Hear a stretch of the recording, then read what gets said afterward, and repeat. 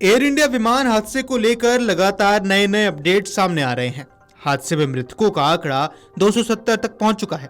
इसी बीच अहमदाबाद में सिविल अस्पताल के अतिरिक्त चिकित्सा अधीक्षक डॉक्टर रजनीश पटेल ने भी बताया कि 32 शवों को डीएनए का मिलान हो गया है।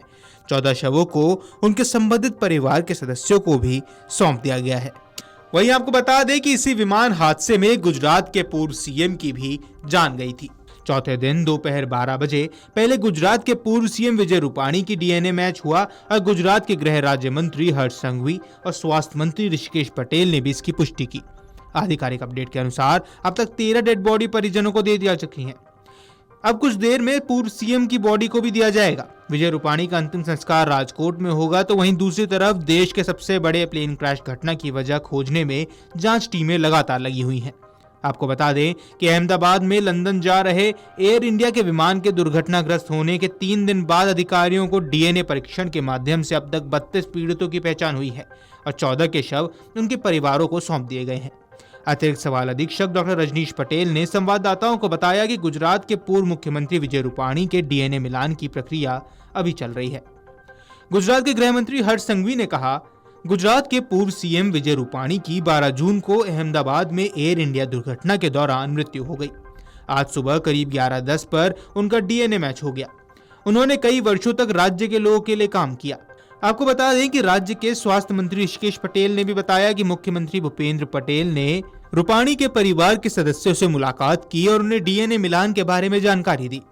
गुजरात के स्वास्थ्य मंत्री ऋषिकेश पटेल ने कहा, सीएम भूपेंद्र पटेल पूर्व सीएम विजय रूपाणी के आवास पर गए और उनके परिवार को बताया कि उनका डीएनए मिलान हो गया है। सीएम ने परिवार को भी ये बताया कि राजकोट में अंतिम संस्कार के आगे की कार्यवाही में राज्य सरकार उनका सहयोग करेगी। परिवार के सदस्य तय करेंगे कि वे उनके पार्थिव शरीर को कब लेना चाहते हैं।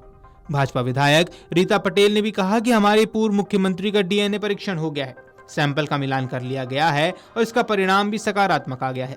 अब पार्थिव देह को राजकोट में उनके परिवार को सौंप दिया जाएगा, जिसके बाद आगे के कार्यक्रम तय किए जाएंगे।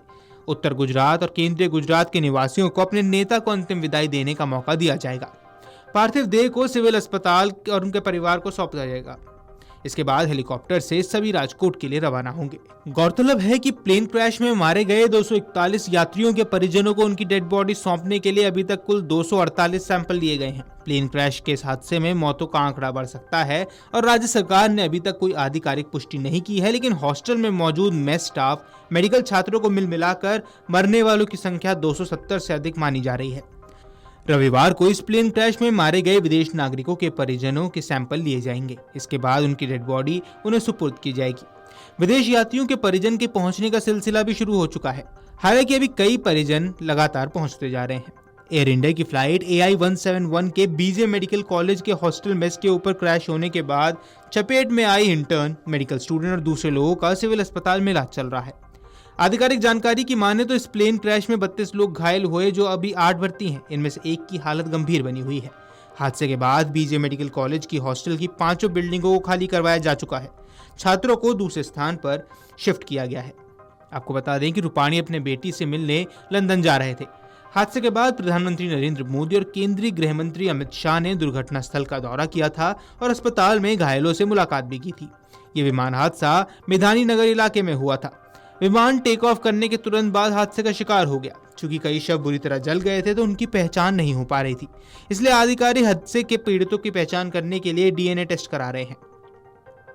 अहमदाबाद में हुए इस दुखद विमान हादसे में विमान में सवार यात्रियों में से सिर्फ एकमात्र शख्स विश्वास कुमार रमेश ही जिंदा बच पाए।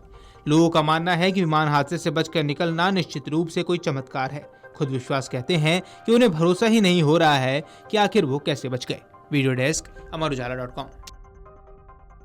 अगर आप ये वीडियो YouTube पर देख रहे हैं तो हमारे चैनल को सब्सक्राइब कर बेल आइकन दबाएं और Facebook पर देख रहे हैं तो हमारे पेज को लाइक करें।